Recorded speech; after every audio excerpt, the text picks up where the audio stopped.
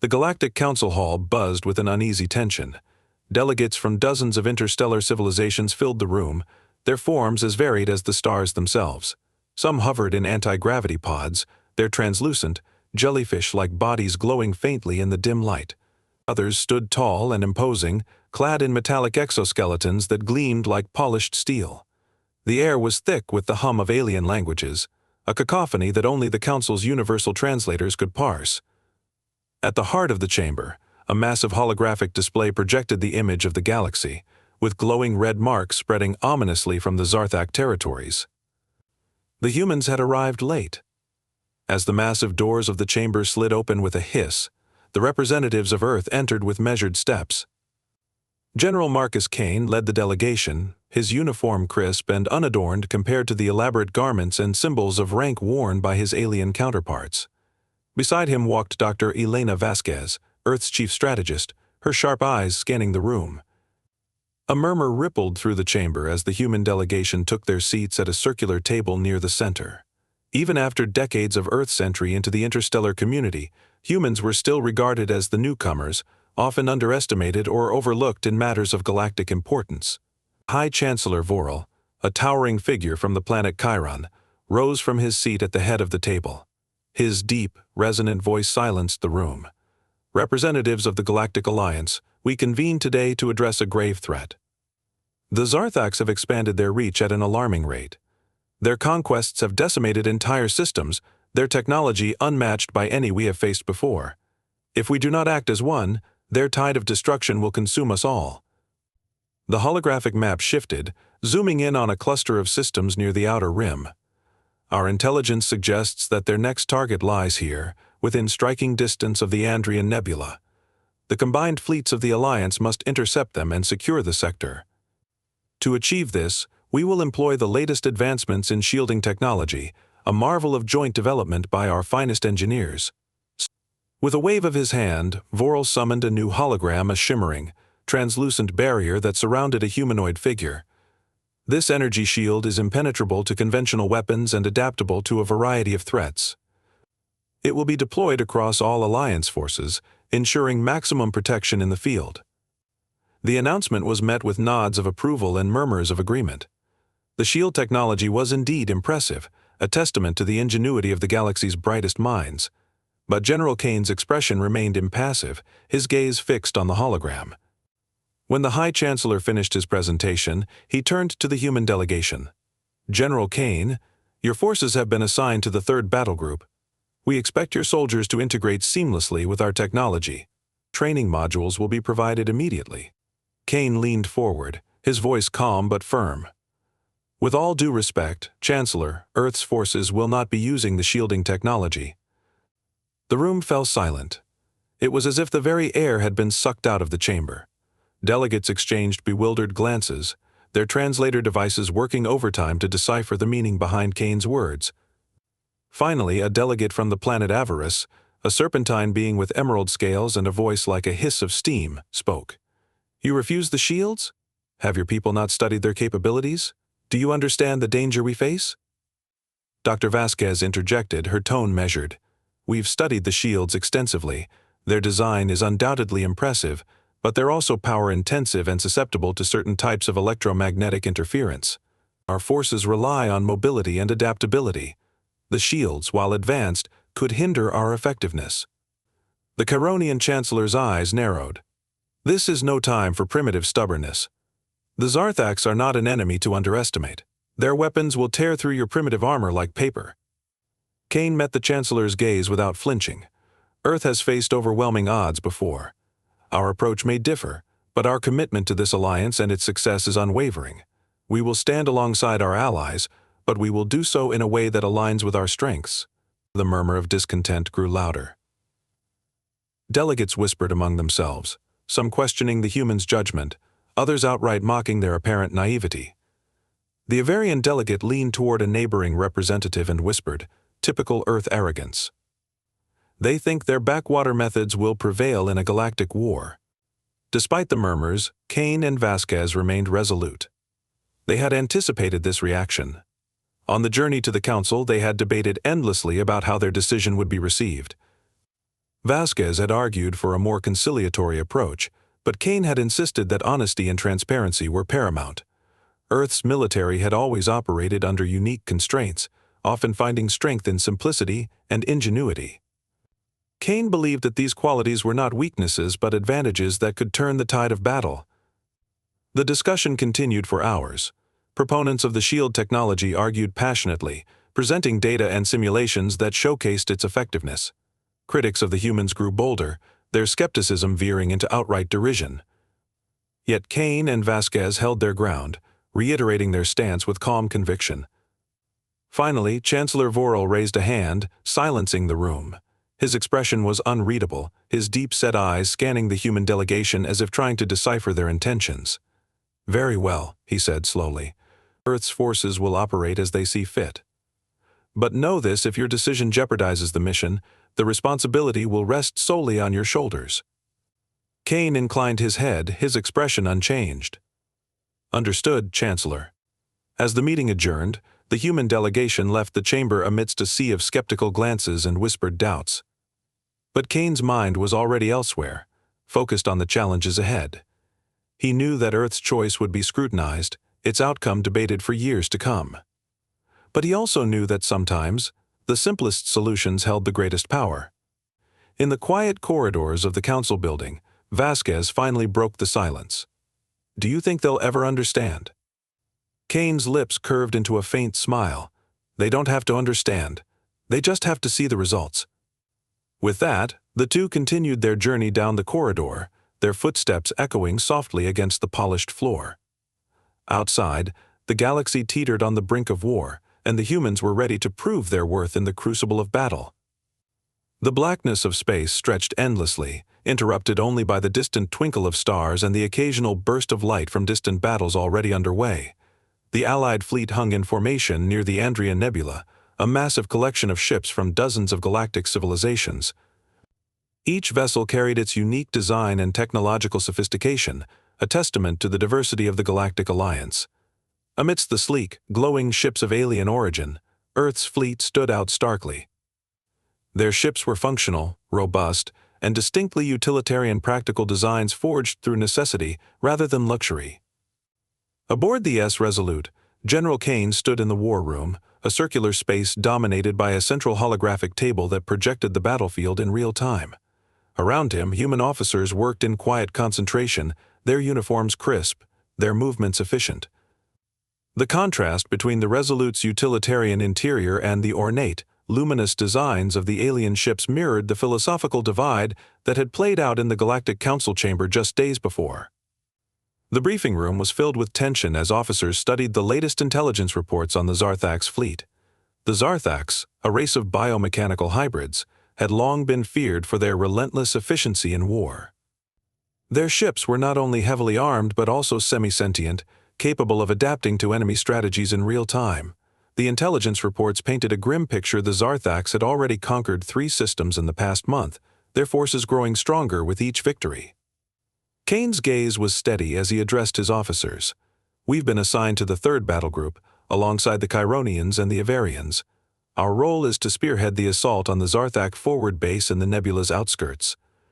This will be their first line of defense, and we can expect heavy resistance." Dr. Vasquez, standing at Kane's side, stepped forward. Her voice was calm, her demeanor authoritative. "The Zarthak's strength lies in their technological superiority.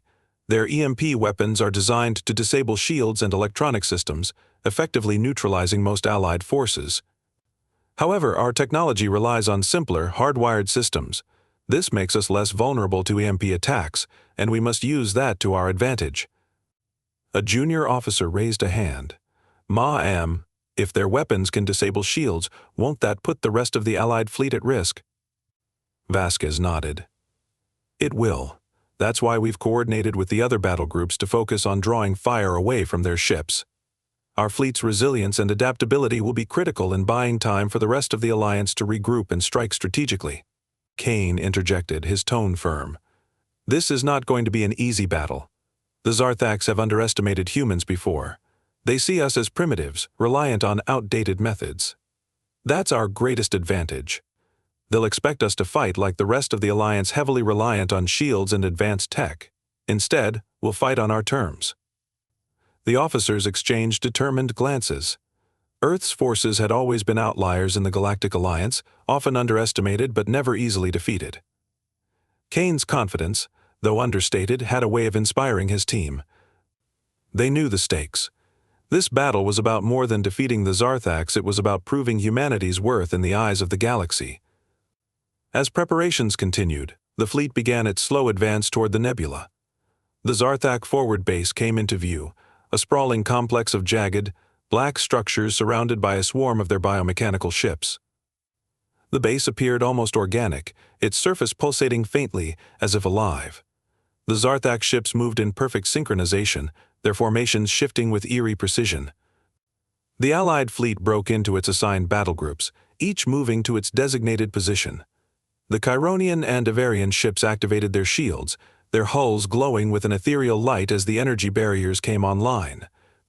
In stark contrast, the Earth fleet remained unshielded, their matte gray hulls a stark reminder of their reliance on traditional armor. Inside the Resolute, the tension was palpable. The crew worked with quiet determination, their movements precise as they carried out their final checks. Kane stood on the bridge, his eyes fixed on the viewport as the Zarthak ships loomed closer. "All stations, report status," he ordered. "Engines at full power," came the reply from the engineering team. "Weapons systems online," reported the tactical officer. "Crew ready and standing by," said the operations officer. Kane nodded. "Good. Remember, this isn't just about survival. This is about showing them what humanity is capable of." The Zarthax made the first move. A wave of their ships surged forward, their weapons lighting up the void as they fired. The Chironian and Avarian ships responded, their shields absorbing the initial barrage. The Earth fleet held its position, waiting for the right moment to strike. Then, as predicted, the Zarthax deployed their EMP weapons. Pulses of energy rippled through space, targeting the Allied fleet. The Chironian and Avarian ships faltered, their shields flickering and collapsing under the assault. Panic spread through the Allied comm channels as the unshielded ships scrambled to recover. But the Earth fleet remained unaffected. Their simpler systems, immune to the EMP's effects, allowed them to press forward. The Resolute and its sister ships surged ahead, their weapons blazing as they targeted the Zarthak ships. The enemy, caught off guard by the humans' unexpected resilience, faltered. On the bridge of the Resolute, Kane's voice rang out, "Target their lead ships. Cut off their formation and force them to regroup." The Earth fleet moved with precision, their coordinated attack breaking through the Zarthak lines. The enemy ships, designed to counter advanced shielding technologies, struggled to adapt to the humans' unconventional tactics. The battle was far from over, but for the first time, the Galactic Alliance saw a glimmer of hope. As the Zarthax regrouped, their movements became more frantic, their formations less precise. The humans' unorthodox approach had disrupted their carefully calculated strategies. Kane watched the chaos unfold, his expression unreadable. He knew that the real test was still to come. The Zarthax were nothing if not adaptable, and it was only a matter of time before they found a way to counter the humans' tactics. But for now, the Earth fleet held its ground, proving that sometimes simplicity and ingenuity could triumph over even the most advanced technology. The battlefield was chaos, a storm of light and shadow as the Earth fleet wove through the carnage. Explosions rippled across the void, casting flickering shadows over the jagged hulls of the Zarthak ships. The unrelenting assault from the humans had done something no one had expected. It had forced the Zarthax to adapt, but not in their usual, calculated way. Their precision faltered, their formations crumbled, and for the first time, their opponents saw hesitation in their actions. Inside the Resolute, the war room was alive with the hum of activity. Officers called out status updates, their voices tight but steady. General Marcus Kane stood at the center of it all, his face illuminated by the holographic display that projected the chaos outside. His sharp eyes tracked the movements of the Zarthak fleet as it shifted and reformed, their attempts at counterattacking becoming increasingly desperate. "Sir, the Zarthax are redirecting their forces toward the Chironian flank," an officer reported, pointing to a cluster of glowing red markers on the display. Kane nodded. "They're trying to divide the fleet." They think they can overwhelm the Chironians now that their shields are down. Dr. Elena Vasquez, standing beside Kane, leaned over the display. Typical Zarthak strategy, they exploit any weakness, real or perceived. But they're overextending. If we push here, she said, tracing a path through the hologram, we can cut off their supply line and force them into retreat. Kane considered her suggestion, his mind working rapidly to weigh the risks. The Earth fleet had the element of surprise, but it was only a matter of time before the Zarthaks adjusted to their unconventional tactics.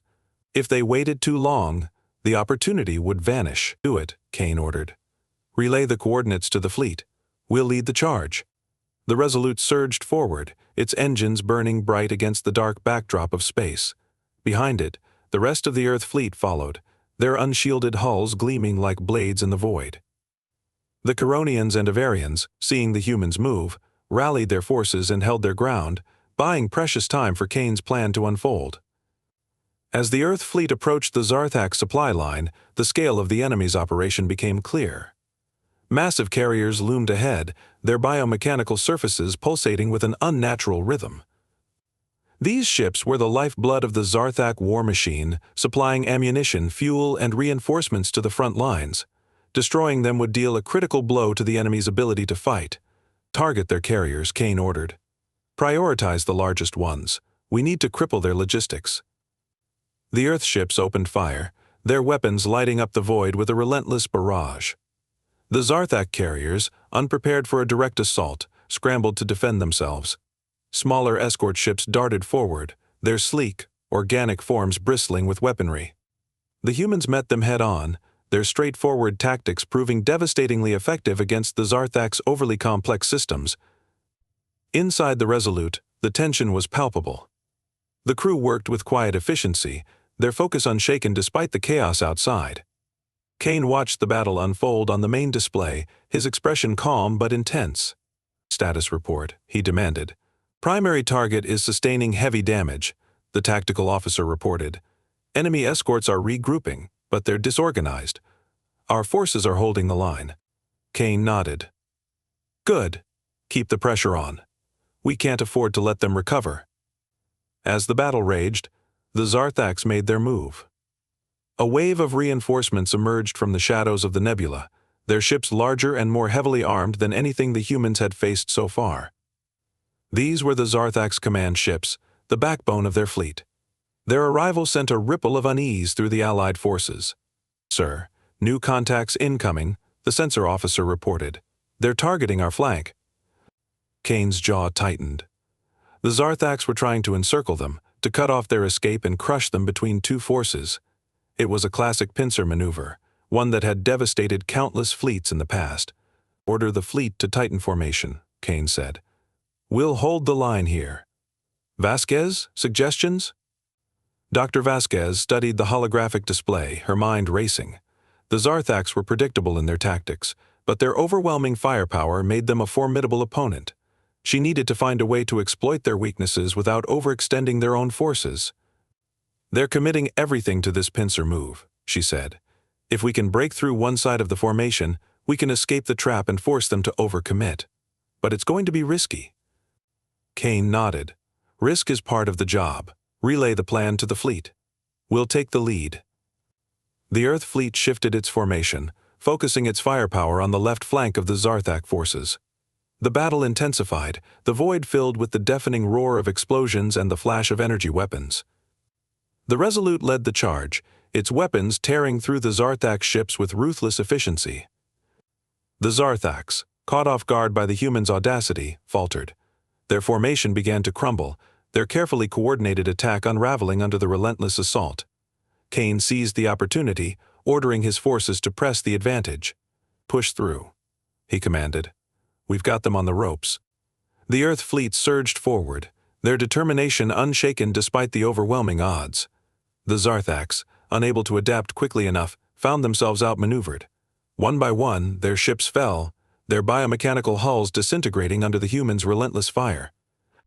Inside the Resolute, the crew erupted in cheers as the Zarthak command ships retreated.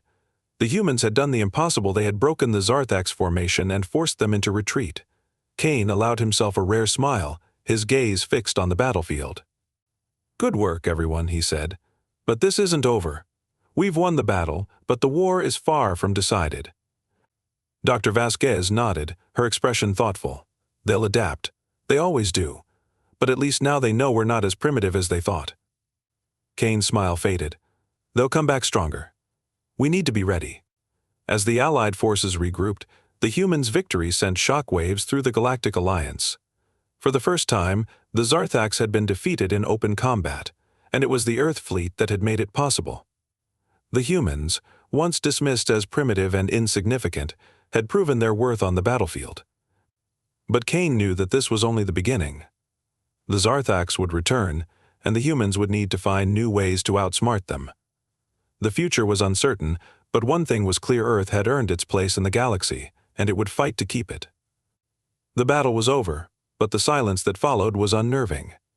The once cacophonous battlefield now felt eerily still, the remnants of destroyed ships drifting aimlessly in the void.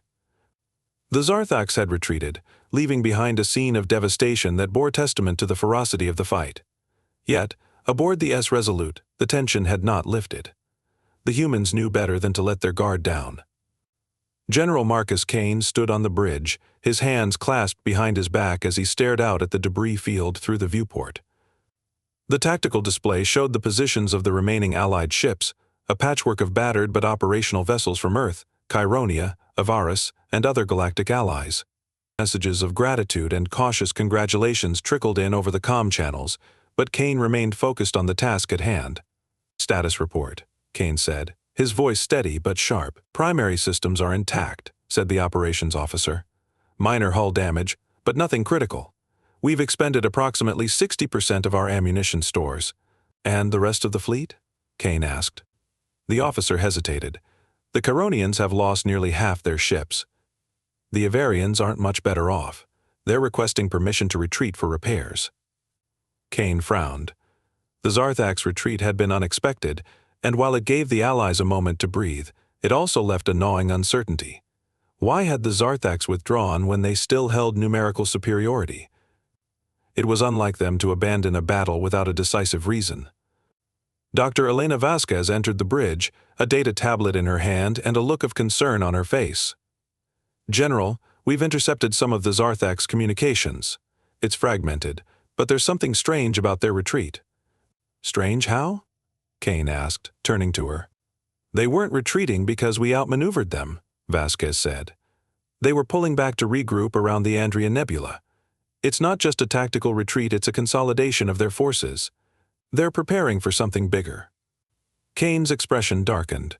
The Andrian Nebula was a vast, swirling cloud of gas and debris, difficult to navigate and nearly impossible to scan effectively. It was the perfect place for the Zarthax to hide and launch a counteroffensive. "Do we have any intelligence on what they're planning?" Kane asked. Vasquez shook her head. "Not yet.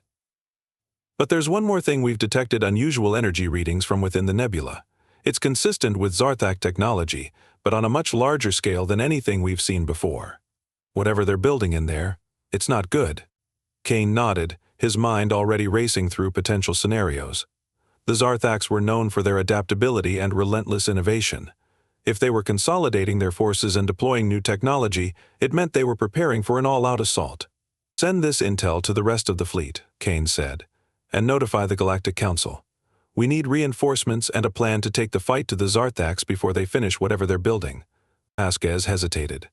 "With all due respect, General, the Council might not act quickly enough. They're still recovering from the losses in the last battle. If we wait for them to respond, we could lose our window of opportunity." Kane met her gaze, his expression unreadable. "Then we won't wait. Prepare the fleet for a reconnaissance mission. We need to know exactly what's happening inside that nebula." The orders were relayed, and the Earth fleet began its cautious approach toward the Andrian Nebula. The Allied ships that were still operational formed a defensive perimeter, while the humans prepared for what felt like a descent into the unknown. The nebula loomed ahead, its swirling colors both beautiful and foreboding. It was a place of mystery and danger, a natural fortress that had swallowed countless ships over the centuries. As the fleet entered the outer edges of the nebula, the atmosphere aboard the Resolute grew tense. The ship's sensors struggled to penetrate the dense gas and debris, forcing the crew to rely on short-range scans and visual navigation.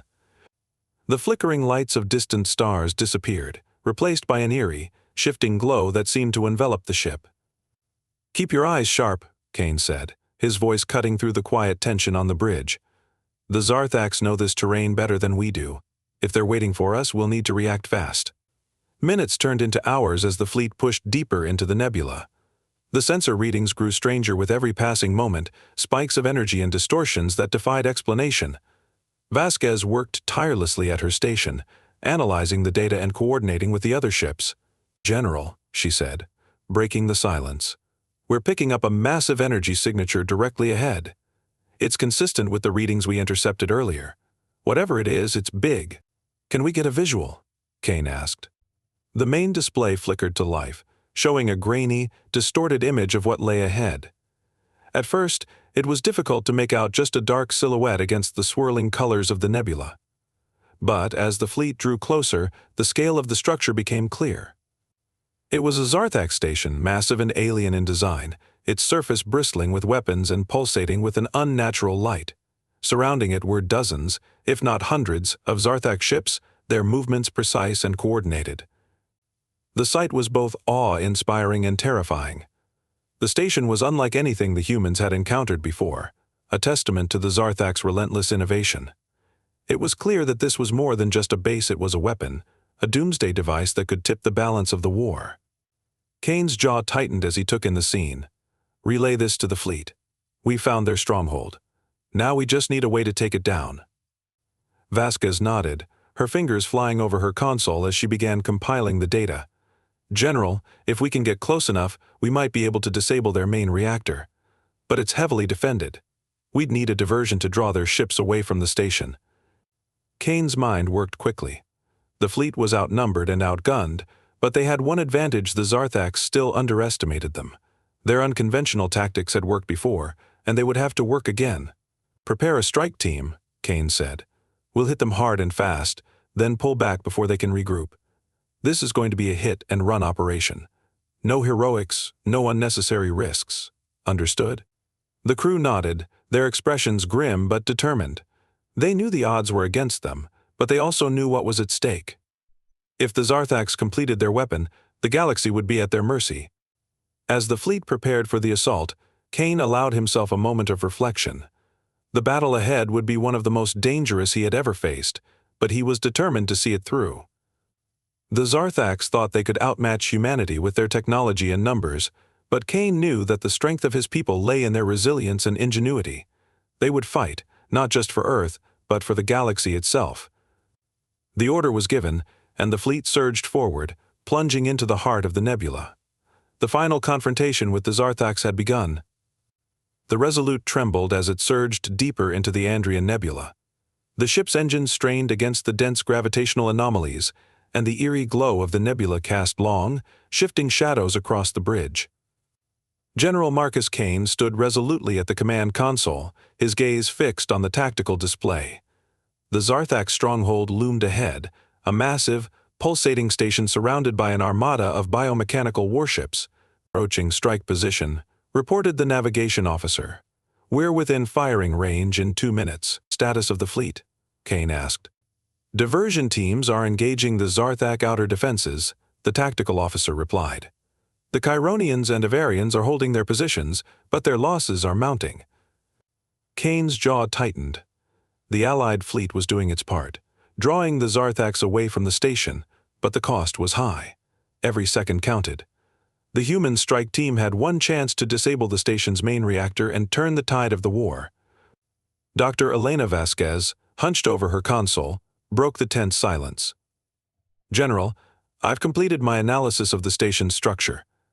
The main reactor is buried deep within the core.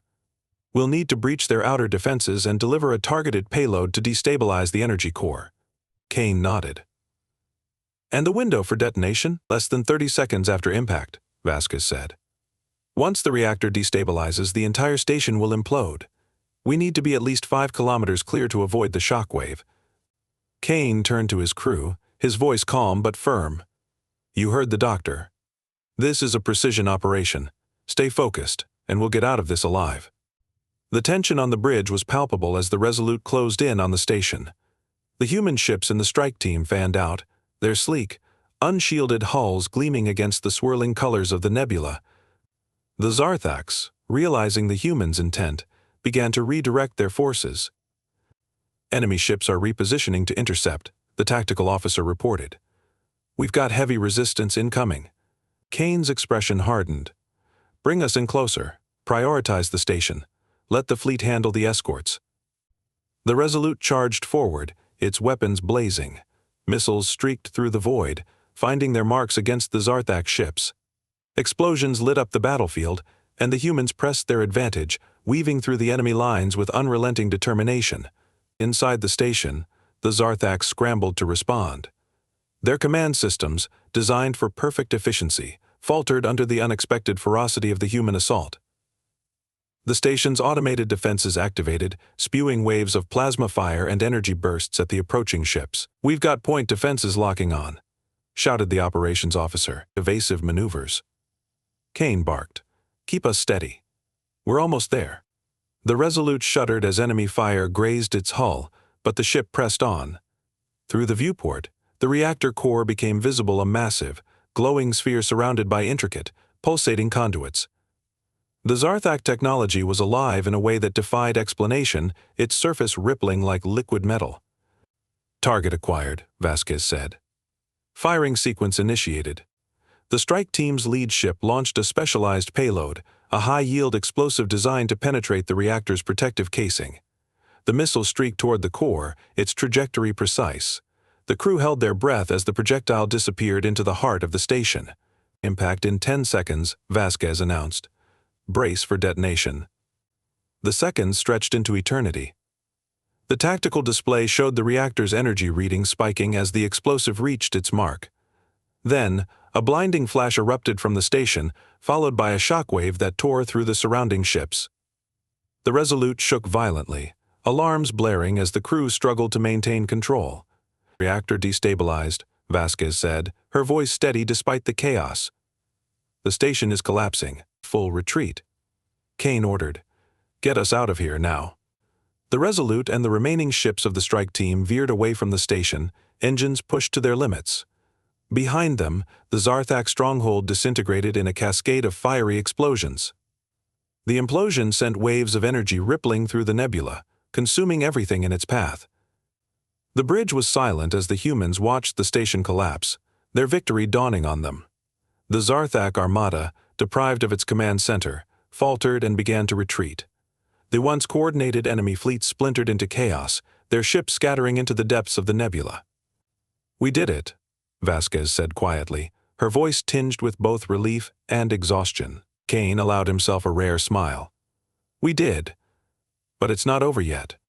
The humans regrouped with the Allied fleet, their battered ships limping toward the rendezvous point. The cost of victory was evident: dozens of ships lost, countless lives sacrificed. But the Zarthax had been dealt a critical blow, their war machine crippled, and their dominance challenged. As the fleet emerged from the nebula, the Galactic Council's transmission came through.